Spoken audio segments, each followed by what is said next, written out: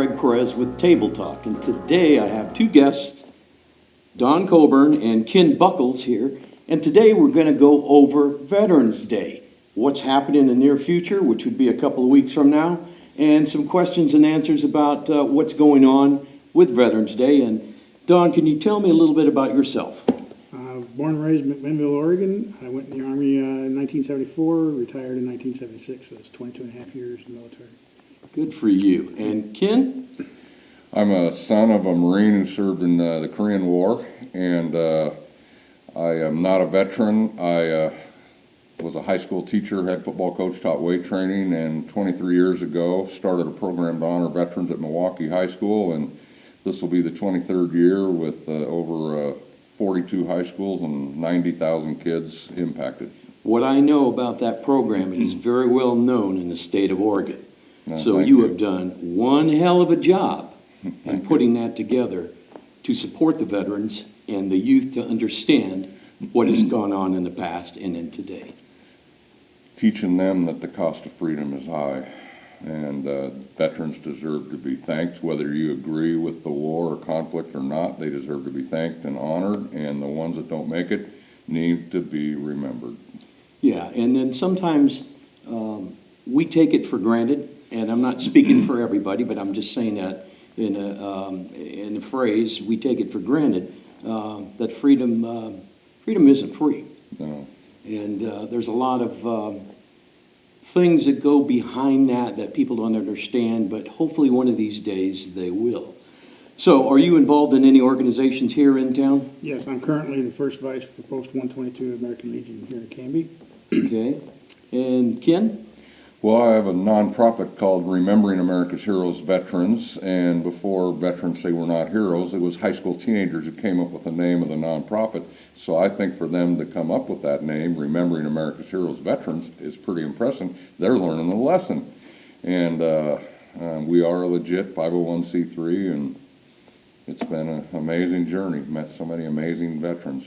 I understand you've met a lot of very important people, too. Anybody from Washington, D.C. that you have met? Yeah. Well, we were the first high school to fundraise for the World War II Memorial, and because of that, I got to speak to the man who was in charge of it, Robert Dole, Senator Robert Dole, who was wounded in Italy in the 10th Mountain Division, World War II. Wonderful man, and we got honored and flown back to Washington, D.C., where I met him and President Clinton and a whole bunch of big shots in brass. Honored to do that, but I've met a lot of big shots, politicians. I've always had a rule, no politicians in any veteran-related event, because I learned that straight from the veteran's mouth. Don't ever have veterans or politicians speak.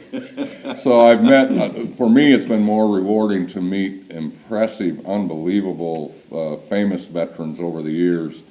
And to meet Senator Robert Dole was awesome. He's an amazing man. So during your time in the military, did you, Don, experience making friends or comrades that you kept in touch with? And what did that mean to you? I did do that. I have since lost contact with a lot of them because they've either passed away or moved on to other places and lost contact through that. It meant a lot to me because it was a camaraderie between us, and we had an ability to talk things over when we were having trouble or issues. We could communicate with each other in our own special way. And that's true with just about any vet. A veteran will approach another veteran in a heartbeat to say, hey, can you help me? I need some help.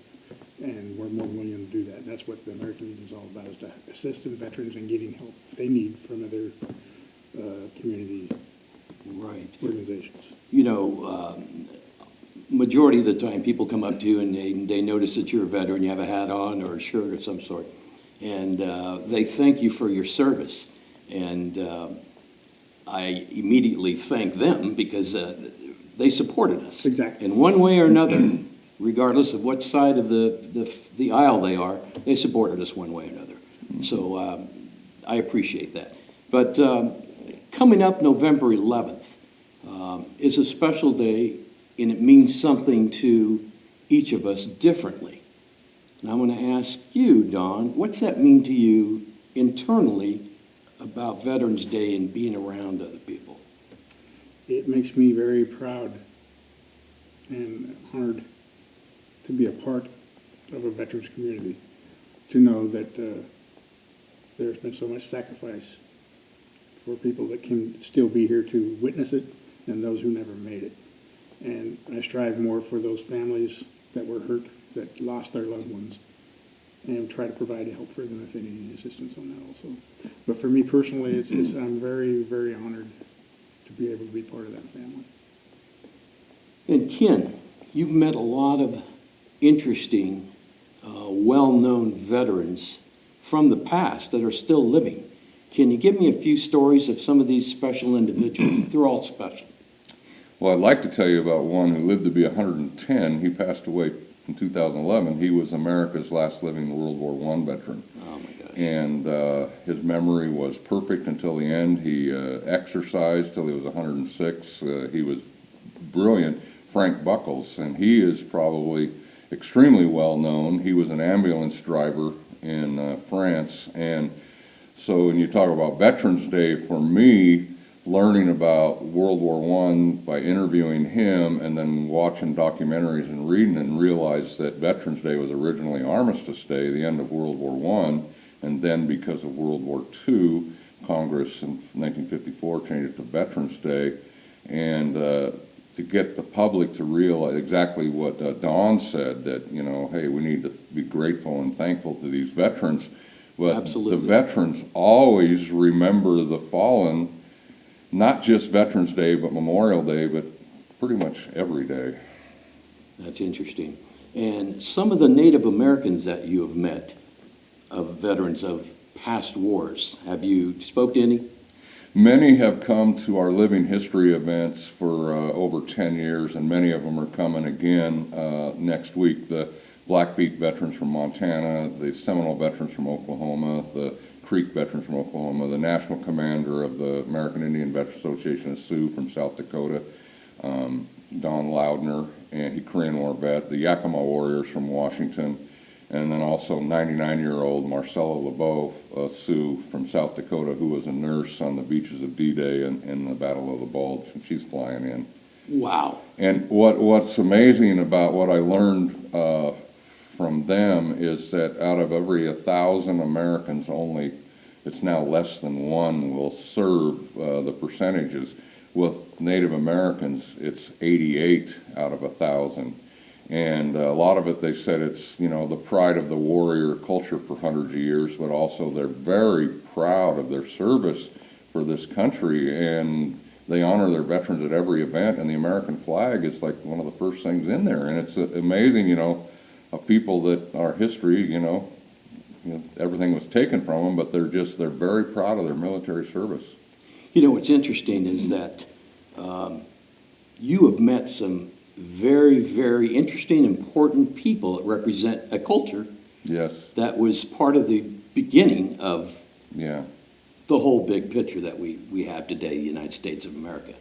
And a lot of people don't have the opportunity that you have or had or continue to have to meet these individuals. Believe me, I'm so grateful and blessed. And for example, this coat here is a gift that 10 years ago, veterans took 3 years collecting, and most of these veterans are gone. And there's some amazing history here from the Chosen Few, Tuskegee Airmen, the USS Indianapolis. I mean, there's so much history on this coat, and I never wear this in public.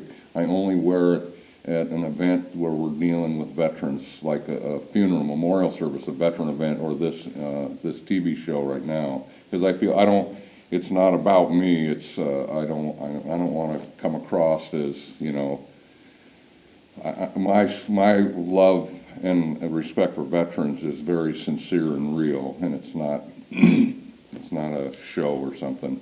Understood. I have the feeling of Veterans Day to me is if there's not people around me, it's loneliness. And I need to have people around me. I'm always surrounded by people, and that's just how I am. But then if it gets too big, then it's too much. But there was one time when I was home alone. My wife was someplace, and it was Veterans Day, and I'm going like, I need to do something today. I want to do something. It's Veterans Day. I want to go someplace where there's veterans. But there wasn't anything close by or community. And I felt we were missing something. I cried that day because I didn't have any place to go. And it was hard for me to understand this community is full of veterans. And I think it just takes some people, a few people, to take the steps and make something happen on Veterans Day. So some of us got together and we decided to have our first Veterans Day celebration here in Canby. And that's why I asked for you to come today to tell me what it means to you and what it would mean for our community. Would it make us bond together? Could they understand by having this ceremony and speakers, and to tell us a little bit about Veterans Day itself? What's your thoughts on that, on what I just said? What are your thoughts? I think it's a very good idea that we should try and do this and make it happen, because the closest place you can go that I know of in Oregon is Albany for the big Veterans Day Parade, which is a huge one. It's the largest that I know of this side of the Mississippi. And a lot of our older veterans don't have the capability to get around that easily. So if they're here in town, they don't have to worry about fighting the traffic, getting on a bus and traveling to Albany and then having to fight traffic all the way back. And that's a long ways for And it's a long ways. For an older veteran. And if we have a community service that they can go to easily, I think that's more open for them. Plus, it'll bring the community together a little tighter, I think. So what I'm going to do is I'm going to invite as many organizations as I can between now and November 11th. And we'd like to see the support of the community to come to the Veterans Day celebration November 11th at the Vietnam Memorial. Now that was built in 2008. And the anniversary of its grand... It was dedicated in 2011, I believe. Right, so that took place not only there, but we got pieces of artifacts from all over and had things made, correct? Yes, we had the statue made in Pennsylvania, the bronze statue of the three veterans, two veterans and a little girl waiting for a medevac to come in. That one was a Marine. He was a Medal of Honor winner posthumously. And the guy he was carrying was a missing in action soldier. He's still missing to this day. He was an Oregon soldier. And the Huey? The Huey symbolates the medevac. It was brought in from, I believe, Indiana. It could have been Ohio. Oregon National Guard donated the vehicle and the manpower to go pick it up and bring it out here. It was refurbished and then put on the pedestal. And then we just had it painted. And we just had it painted here locally. Tim Austin and Columbia Helicopters and a lot of other individuals got together and made that happen. Exactly. That's nice. So what I'm getting to is we're having our first annual Veterans Day celebration, November 11th, 2018, at the Vietnam Memorial on Highway 99 next to Burgerville. Everybody's going to arrive at 10:15 and the ceremony will start at 10:30. It will continue on till 11, which will be the Armistice Day 100th anniversary. And what happens at that time? Yes, they're going to have a national moment of silence, is what I understand. It's the 11th month, 11th day, 11th hour when they sign the armistice to end the war of all wars. World War I. And at that time, the bell will be rung Yes. for 2 minutes, and then a moment of silence. Yes. And then taps will be played, and then we'll have a closing prayer. That's beautiful. After that, after the ceremony on Veterans Day, we're going to all move over to the American Legion, and there's going to be pulled pork for 250 people plus, baked beans, macaroni salad, bread, dessert, drinks. Everything is free. Everything is free, and it is open to the public. So we want the community to come out and help us celebrate this glorious day and get all of these veterans together so we can have that moment of camaraderie. And it's going to be so important to us, and we'd really like the community's support just by showing up. So this is all that we are going to cover today. And I'd like to thank Don Coburn and Ken Buckles for coming today and giving us that valuable information of things that people don't ever hear. May I add one last thing? Yes, you may. I'm a civilian, and to you civilians out there, I've been told this for decades, that only veterans care about veterans. It's our responsibility to prove that statement wrong.